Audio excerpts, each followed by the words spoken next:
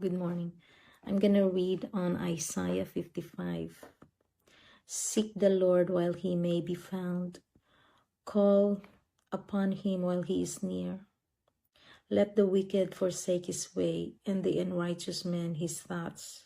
Let him return to the Lord, and he will have mercy upon him, and to our God, for he will abundantly pardon.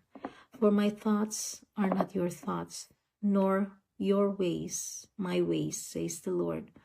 For as the heavens are higher than the earth, so are my ways higher than your ways, and my thoughts than your thoughts. And it says here, so shall my word be that goes forth from my mouth. It shall not return to me void, but it shall accomplish that which I please, and it shall prosper in the thing for which I sent it.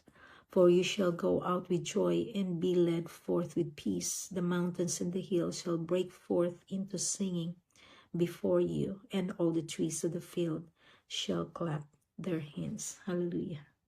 God is an almighty God. You cannot debate him. You cannot try to understand him because his thoughts are not ours. His ways are not ours. We just have to believe him by faith through the work of the Holy Spirit in our hearts. So let's pray. Thank you, Lord. I believe you. I receive you.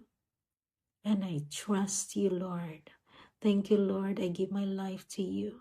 I am not going to live by what I think, but I will live by what the Holy Spirit is telling me and guiding me. Thank you, Jesus.